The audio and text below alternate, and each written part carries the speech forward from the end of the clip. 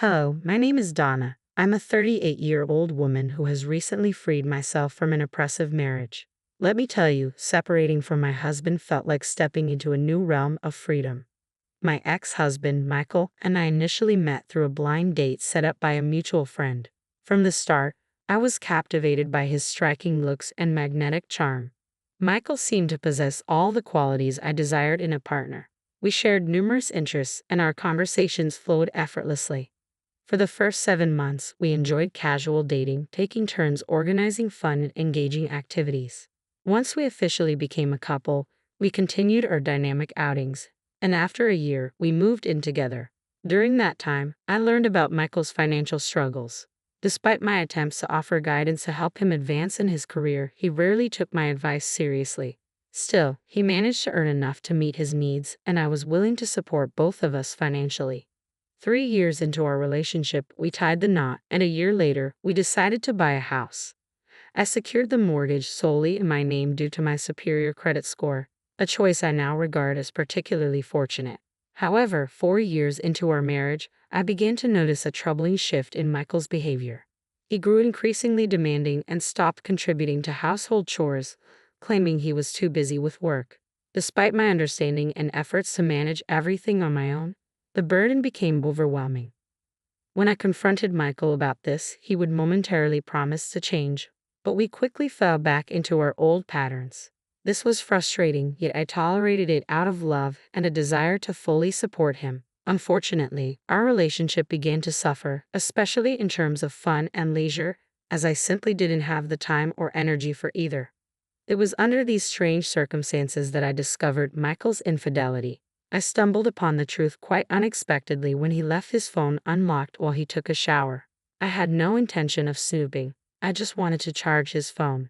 But a notification caught my eye, a message from a woman named Isabella, asking Michael how long it would be until he left his pathetic wife to meet her at a nearby motel. The shock and heartbreak hit me like a tidal wave. I couldn't believe Michael was capable of such betrayal. Our marriage had seemed solid. He always greeted me warmly, and we rarely argued. The pain was overwhelming, a gut-wrenching mix of sorrow and nausea as my world crumbled. Yet, at that moment, I knew I had to confront this head-on. I left Michael's phone exactly as I found it, with the message still open, ensuring he would know I had seen it when he returned. When Michael emerged from the shower and saw his phone, the realization hit him. He tried to avoid the conversation, but I was determined to address it. "I know about the affair. We need to talk," I stated firmly. "I don't think we should," he replied, clearly flustered. "Who is she? I assume you saw enough to know her name. When did it start?" "A year ago. Can we not do this right now? Why did you start seeing her? Please, let's not do this." "Don't call me babe. Tell me." "I don't know. I guess I just miss the thrill of someone new, someone who's on the same wavelength as me." "So, I'm not on the same wavelength as you?" "Well, I wouldn't say that exactly. It's just that you've become a bit dull." "Excuse me. I mean, you never want to go out. You're always tired, and our social life, even our life in the bedroom, has faded. Do you realize I'm always tired because handle all the chores and work full-time, yet you've never once offered to help? That's just your role as my wife," he snapped. "I told you to stay at home, but you refuse. Still, that doesn't excuse you from contributing around the house." This confrontation marked a turning point for me, revealing just how differently we view marriage and our responsibilities. His words shattered the foundation of trust and mutual respect I thought we had built. "I'm the head of the house," he declared. "I can do whatever I want. If that means having an affair for some fun, then so be it." Michael's assertion cut through the air, showcasing his distorted view of freedom within our marriage. I had hoped for a conversation that might help us mend our relationship, but it was clear he had no intention of engaging. "I don't think anything will change. You're just too dull. I'm happy to stay married, but I'll continue seeing Isabella. I need some space from you," he declared, his tone devoid of any remorse. As he retreated to another room, the weight of his words pressed down on me. He was unapologetic and dismissive, reducing me to a mere role within our home. Michael, who had once seemed progressive, had succumbed to outdated gender roles. Influenced by podcasts that preached that women were too outspoken and needed to be kept in line, It was devastating to see him transform into someone who not only embraced these ideas but also refused to acknowledge the harm they inflicted. Moments later, I heard the front door close behind him. He had left to meet Isabella. Overwhelmed by a sense of abandonment and betrayal, I broke down, unable to bear the solitude or the storm of emotions swirling inside me. I called my best friend, Judy, and she answered immediately. Sensing the distress in my voice, she rushed over with comforting hugs and tubs of ice cream. Judy didn't press for details. Instead, she simply held me as I cried. When I finally calmed down enough, I opened up about the painful truth. Michael is cheating on me, Judy. It's true. Are you sure?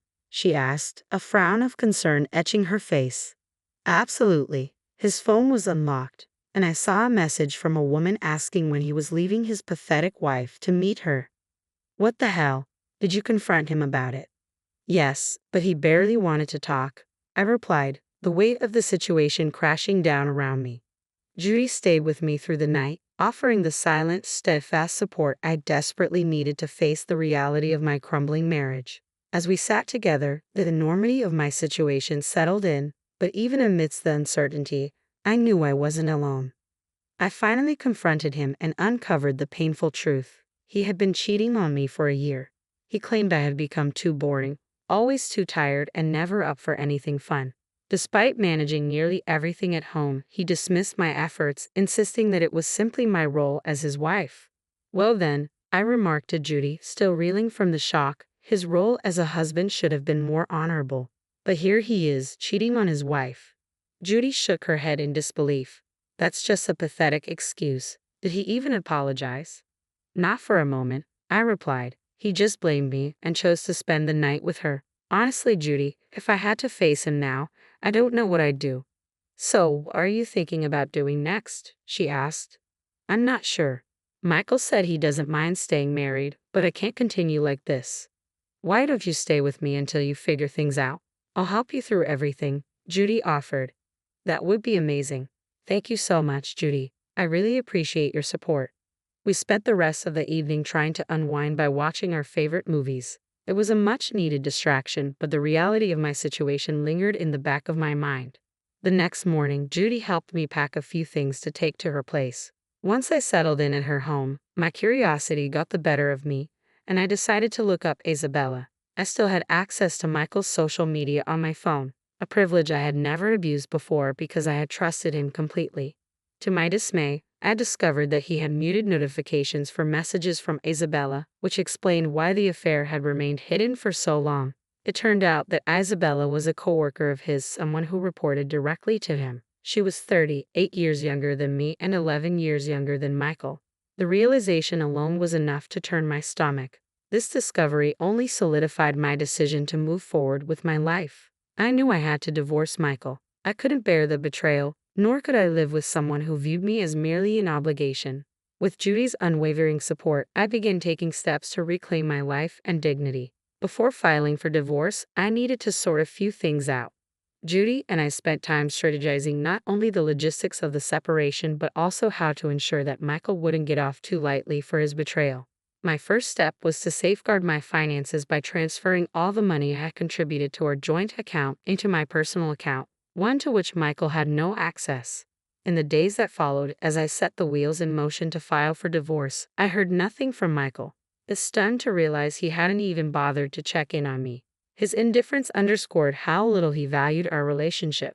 When I eventually returned home to collect more of my belongings, I found Michael lounging on the couch.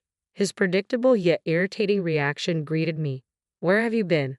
Why haven't you told me where you were?" he demanded, his voice laced with a feigned concern that failed to mask his true detachment. "Why do I need to explain myself to you? You hadn't called once. Don't pretend to care now," I retorted, my patience wearing thin. "I'm sorry, but finding out about your infidelity because you think I'm too boring doesn't exactly inspire politeness," I added sarcastically. Michael seemed taken aback but quickly shifted the conversation to finances. "I noticed you withdrew a large sum from our joint account," he said, attempting to sound casual but clearly concerned.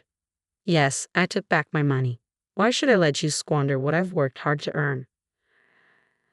Challenged him. "What do you think you're doing? You need to put that money back, he demanded, his tone shifting to a threatening edge. Or what, Michael? You'll kick me out? Move in with Isabella and have your sister move in here. I couldn't help but laugh at the absurdity. Put the money back in 3 hours, or I'll make sure everything changes by tomorrow, he threatened. I responded with silence, walking past him to our room.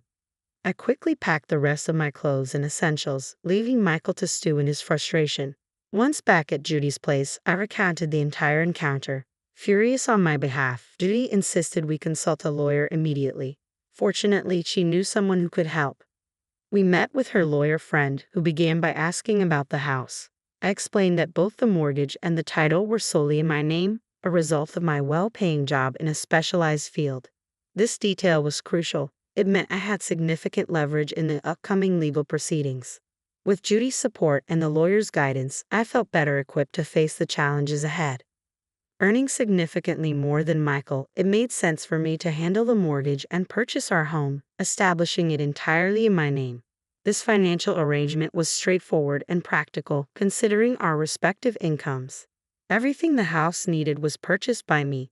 When I consulted with my lawyer about the impending divorce, he reassured me that the house would legally remain mine, lifting a weight off my shoulders.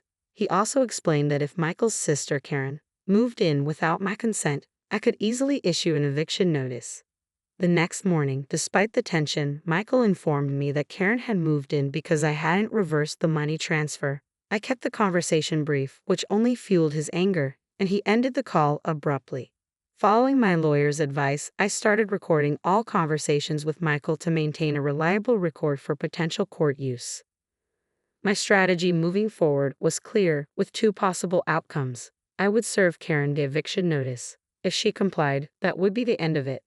If not, I was prepared to take legal action, given our strained history. I had a feeling this wouldn't be straightforward. Karen had always harbored a peculiar animosity toward me, frequently trying to undermine or outshine me in petty ways. She even attempted to disrupt our wedding and consistently competed with me over trivial matters. Over the years, our relationship had deteriorated to the point where I had to limit contact with her. Michael, overly protective and indulgent toward his sister, often put me in uncomfortable situations. Karen's resentment only grew when she realized she couldn't surpass me in certain aspects of life, leading her to engage in petty theft whenever she visited our home. I frequently noticed missing items, designer clothes, shoes, and skincare products. Michael urged me to overlook these incidents, rationalizing that Karen's frugal lifestyle justified her taking some of our luxuries. I strongly disagreed and eventually banned her from visiting altogether. This decision didn't sit well with either Michael or Karen, but he was powerless to challenge it, given my legal rights over the property.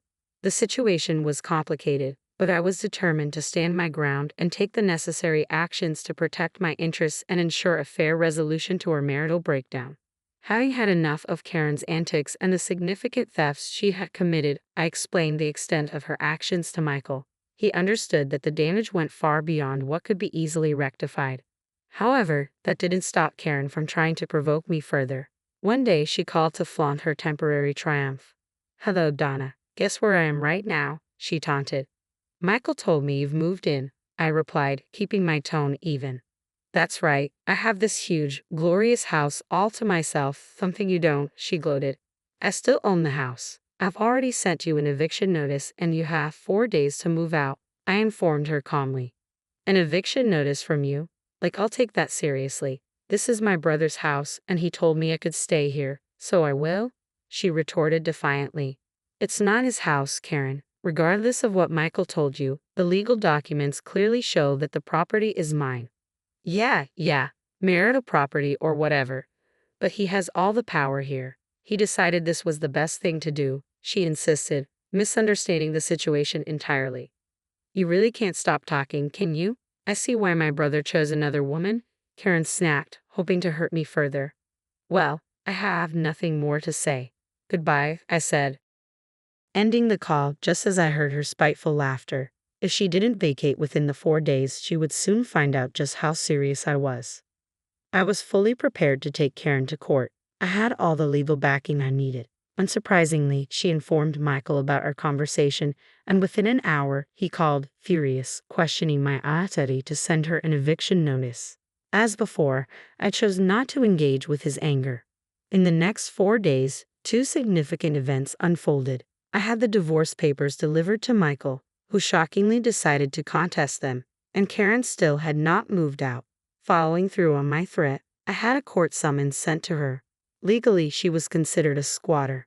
When Karen received the summons, she was visibly shocked to learn that the house was in my name, not her precious brother's. She confronted me, accusing me of trickery. "You set me up," she cried. "I did no such thing," I replied firmly. "I gave you ample warning and time to leave. I even told you to move out." The reality of her situation was finally starting to dawn on her, and I was ready to uphold my rights no matter what. Since Karen refused to heed my warnings, she had to face the consequences in court.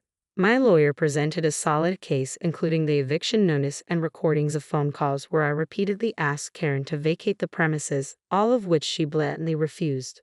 In my state, squatting is considered a serious offense, resulting in Karen being charged with a Class A misdemeanor. The look of utter defeat and humiliation on her face was deeply satisfying after enduring years of her antagonism.